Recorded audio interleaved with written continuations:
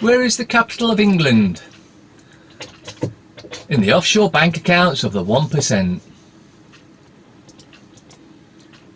This is so true. 1969 and today. Modern slaves are not in chains. They are in debt.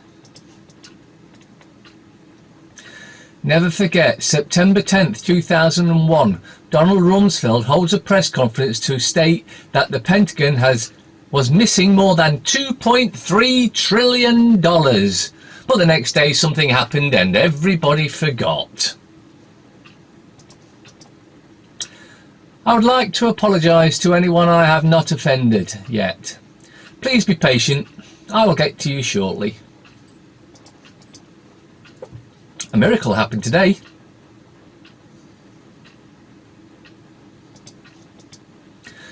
Phew, happy days, no one's mentioning my island.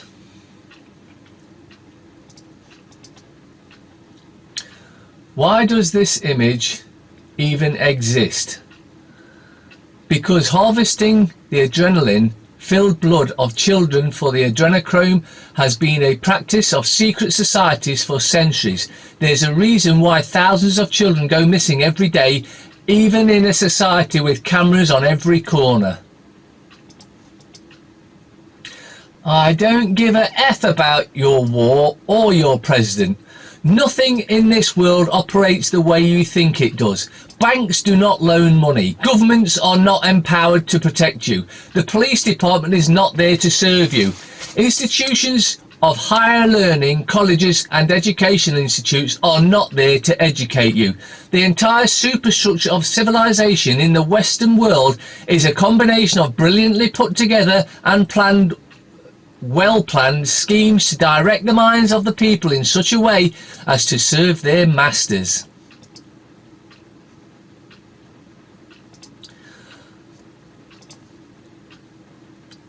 These four criminals have murdered more people from different religions, countries and races than any human being within the last decade to further their satanic New World Order, hoarding wealth and resources while controlling puppet politicians to enslave humanity with a false worldwide security through terrorism propaganda. This is your nervous system. This is a tree, roots. Remember to breathe, stay grounded and receive the light. Now there's a coach trip Ian R. Crane's putting together for GcMAF awareness. 11th of September. There's a link in the description and it's got all the pickup points along the way. I think it's a $5 donation or something like that. I don't know. But links in description if you fancy going to that. Journalist who exposed CIA cocaine trafficking would be 65 today, but he shot himself twice. The corporate media and government worked together to silence Gary Webb after he helped expose their crimes to the American people. For the better part of a decade, a San Francisco Bay Area drug ring sold tons of cocaine to the Crips and Bloods street gangs of Los Angeles and funneled millions in drug profits to an arm of the Contra guerrillas in Nicaragua run by the Central Intelligence Agency, CIA. The San Jose Mercury News has found.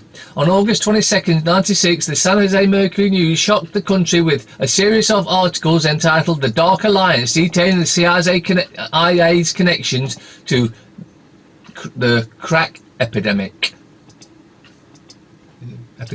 that terrorized the nation in the 1980s and destroyed countless lives in its wake. After the article publication, the story's author, award-winning journalist Gary Webb, was initially hailed as a hero before a massive smear campaign attacked his credibility and destroyed his career. The origins of the American hero, Gary Webb, was born on August 31st, 1955 in Corona, California. He began his career in investigative journalism in 1977 as a local reporter for Kentucky Post. In 1980, Gary won his first professional award for a 17-part series called The Coal Connection, which investigated the murder of an international coal company president with ties to organised crime. Webb followed The Coal Connection with the scathing 1985 report entitled Doctoring the Truth. The report led to a higher house investigation and subsequent charges to the state's Medical Practice Act. Parents fined £120 after taking son out of school for grandmother's funeral.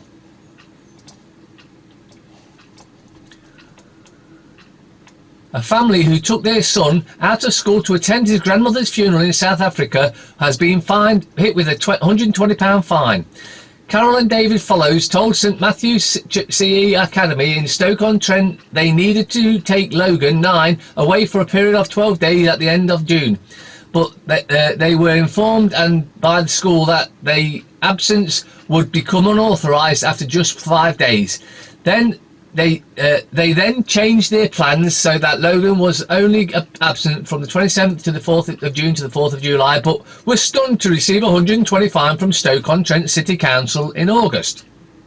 Mrs. Follows, 49, moved to the UK from South Africa 19 years ago and said she needed the time to sort her mother's funeral and estate.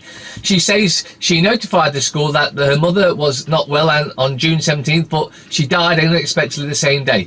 The family then told the school they would be away from June 20th until July 8th, although Logan returned on July 15th in the end. Greenpeace founder, global warming hoax pushed by corrupt scientists hooked on government grants. Because if you say you're looking into it and you find it that there is global warming, you get more money. Greenpeace co-founder and former president of Greenpeace, Canadian Patrick Moore, described the cynical and corrupt machinations fueling the narrative of anthropocentric global warming and climate change in the Wednesday interview on SXM's Bertie Burt News Tonight with hosts Rebecca Mansour and Joel Pollack.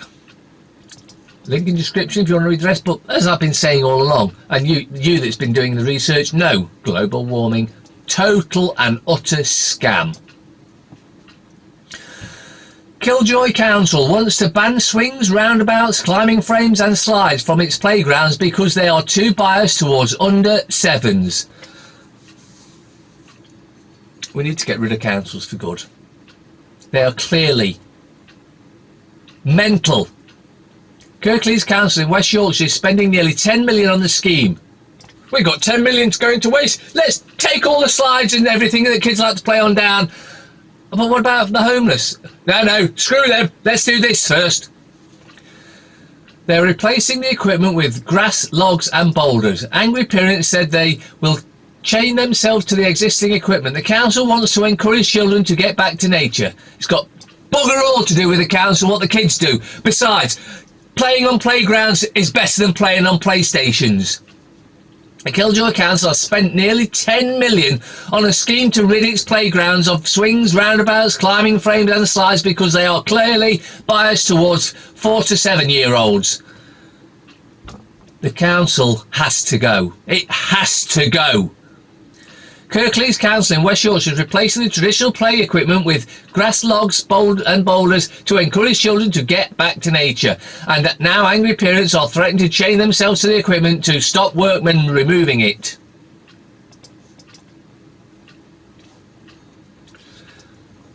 The councils are quite clearly psychotic. Christian woman in Pakistan dies after being set on fire for refusing to convert to Islam, marry Muslim.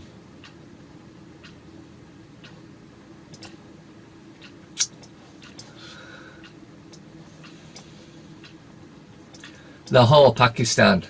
A Christian woman in Pakistan died on Saturday night, April 22nd, after a Muslim in the Sialkot area set her on fire for refusing to convert to Islam and marry him, relatives said.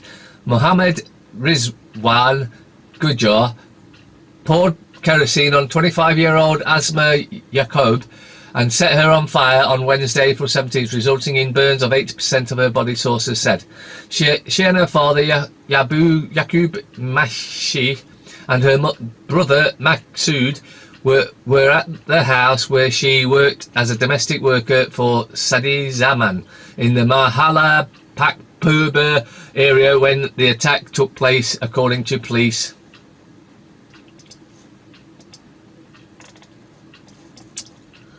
"11 boys went on Edward Heath's yacht, but I counted only 10 who left his boat," claims mum.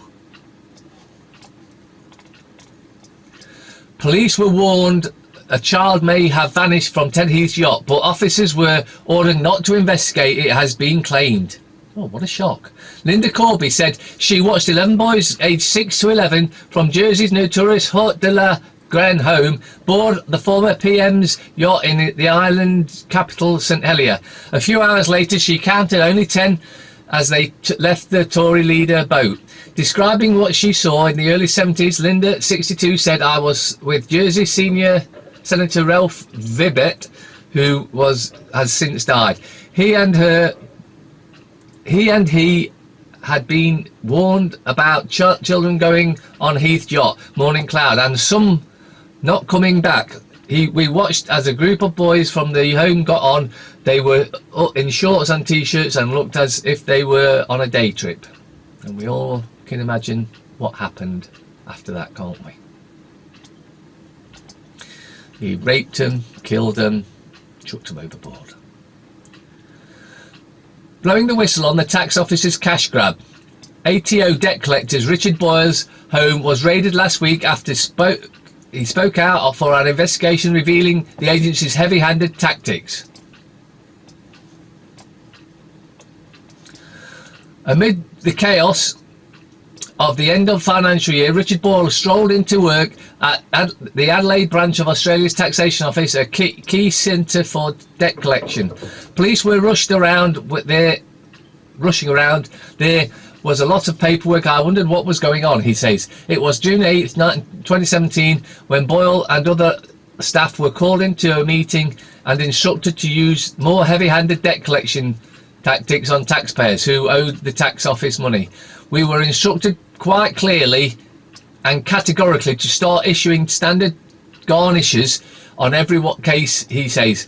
The garnish notice is in a debt collection tool that allows the tax office to order a bank to hand over money from the taxpayer's account without consulting the taxpayer. Standard garnishee notice requires the bank to keep sending money to the tax office whether money is deposited in the account. The instruction followed an email sent in May to staff towards the end of a shift. The last hour of power is upon us. That means you still have time to issue another 5 garnishes, right?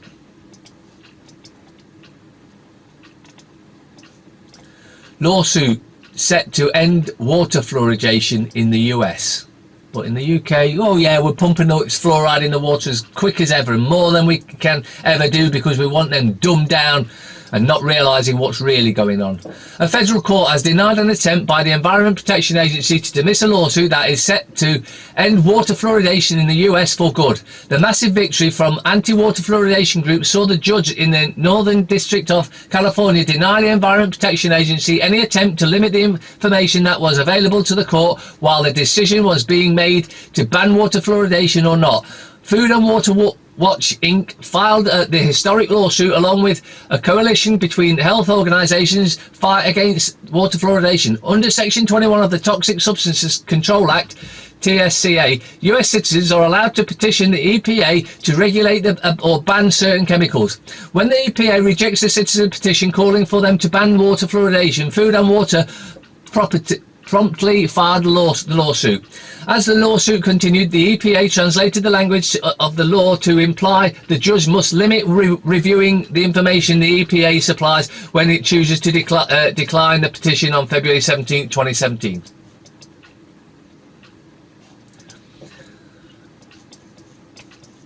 children raised without religion are kinder and more empathetic than study finds. According to a study published in Current Biology in 2015, children raised without religion tend to be kinder than children brought up in a very religious household.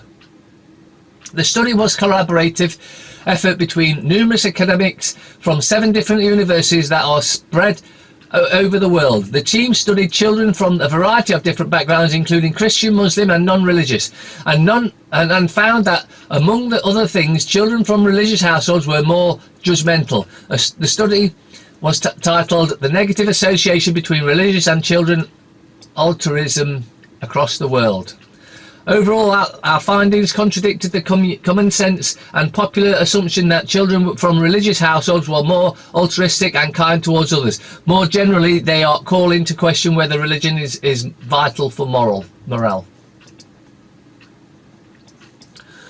Just released docs show Monsanto executives colluded with corrupt EPA officials to manipulate scientific data.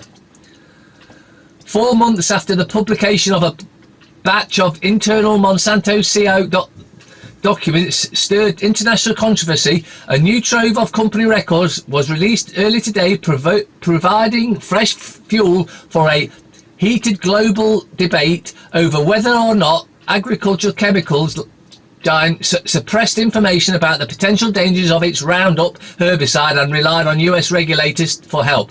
More than 75 documents, including intriguing text messages and discussions about payment to scientists, were posted for public viewing early Tuesday morning by attorneys who are suing Monsanto on behalf of people arguing Roundup caused them and their family members to become ill with non-Hodgkin's lymphoma, a type of blood cancer. The attorneys posted the documents, which total more than 700 pages, of the website for the law from Baum, Hedlund, Artisi and Goldman, one of many firms representing thousands of plaintiffs who are pursuing claims against Monsanto. More than 100 more lawsuits have been considered in multi-districtional legislation in 4 federal court in San Francisco, while other similar lawsuits are pending in states courts in Missouri, Delaware, Arizona and elsewhere. The documents, which were obtained through court-ordered discovery in the litigation, are also available as part of a long list of Roundup court case documents compiled by the consumer group I work for, US Rights to Know.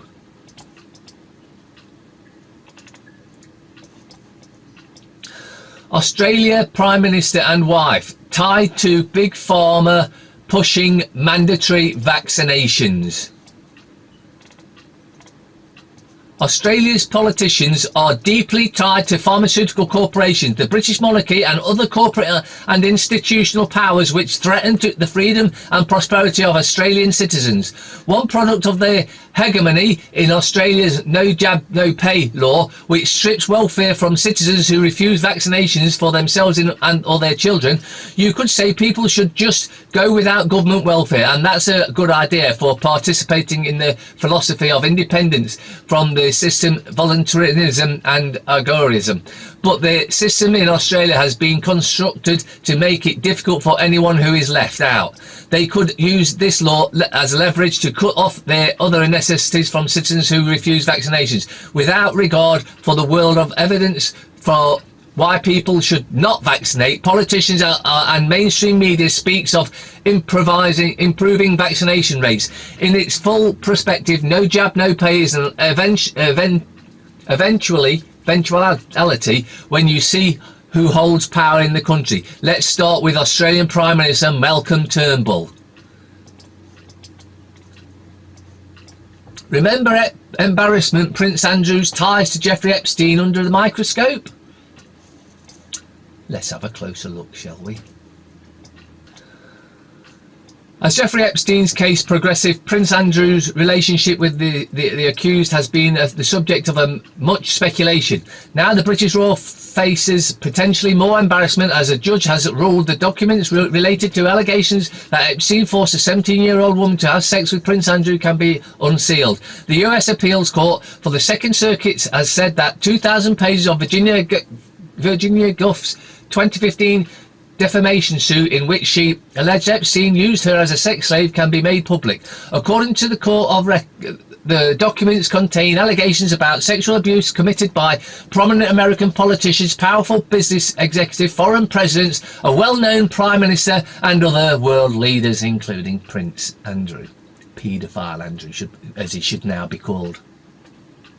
In a statement on Sunday, Buckingham Palace equivocally denied all allegations. Oh, that's a shock, isn't it? Saying it's emphatically denied that the Duke of York had any form of sexual contact or relationship with Virginia Roberts. Any claim to the contrary is false and without foundation. In other words, it's true and they're trying to cover this shit up.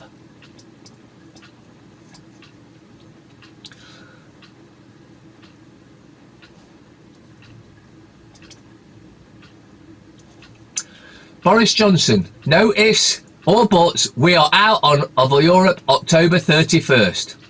Boris Johnson has promised to restore trust in democracy.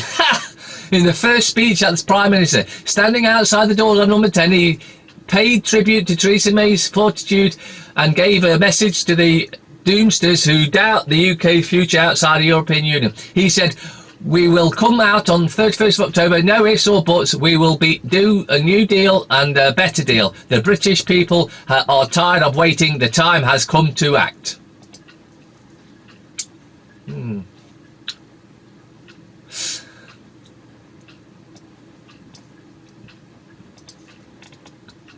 Mark Zuckerberg quietly funneled $992.2 million to Planned Parenthood. That's just under $1 billion to Planned Parenthood.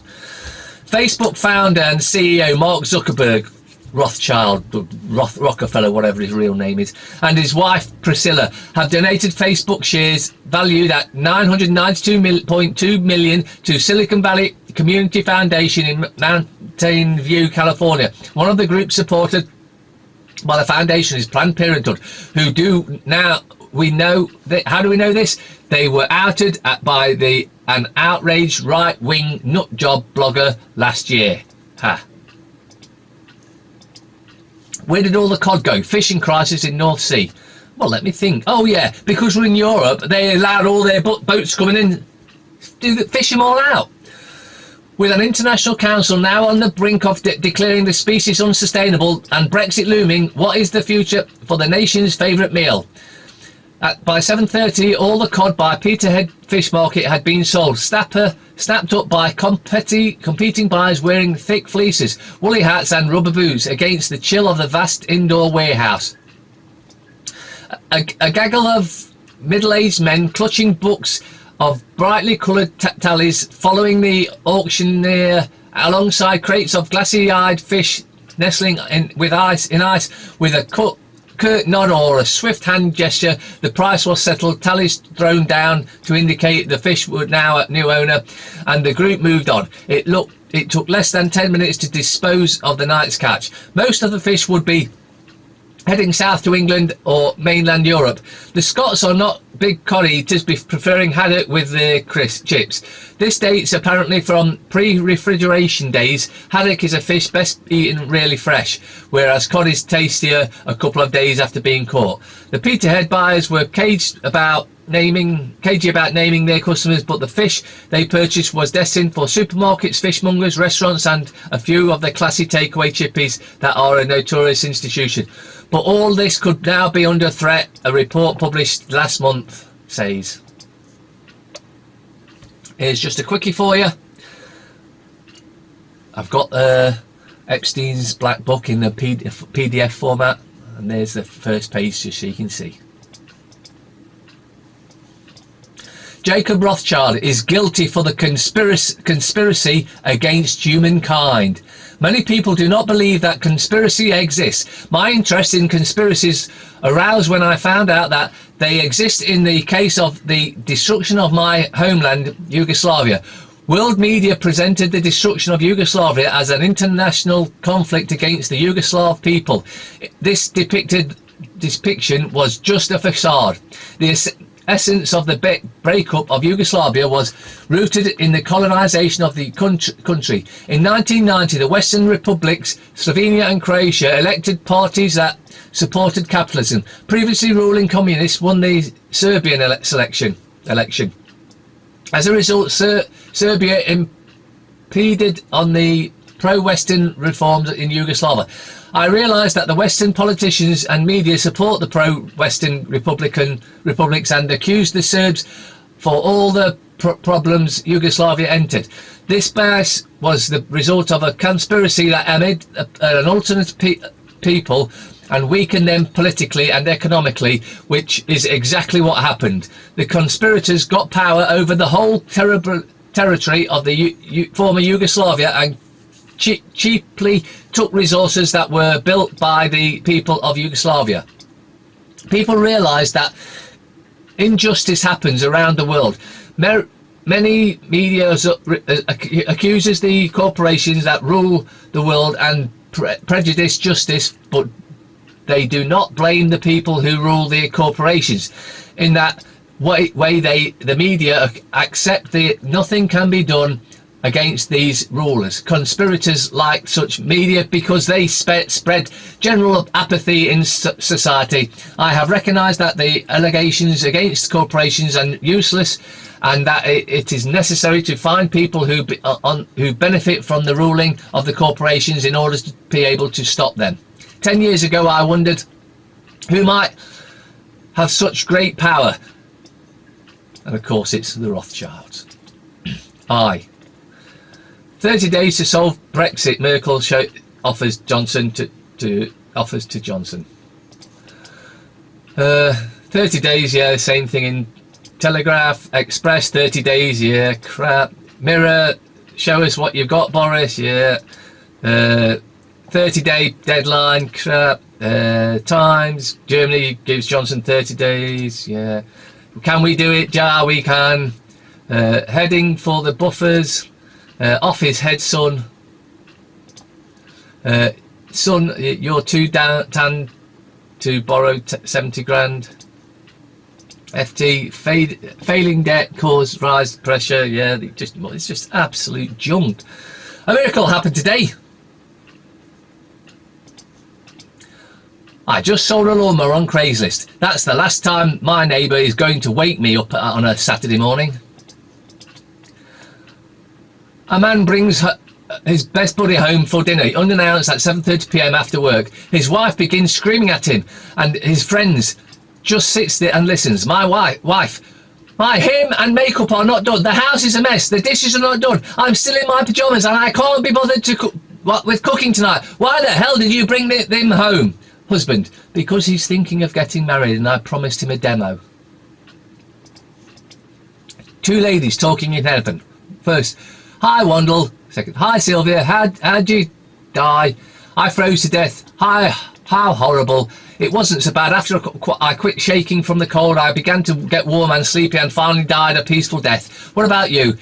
I died in a massive heart attack. I suspected my husband was cheating, so I came home early to catch him in the act, but instead I found him all by himself in the den watching the TV. So what happened? I was so sure there was another woman there, something that I started running all over the house looking. I ran up and into the attic at church and down into the basement. Then I went through the closet and checked under the beds. I kept up until I looked everywhere. And finally I became so exhausted, I just keeled over and had a heart attack and died. First woman, too bad you didn't look in the freezer. We'd both still be alive.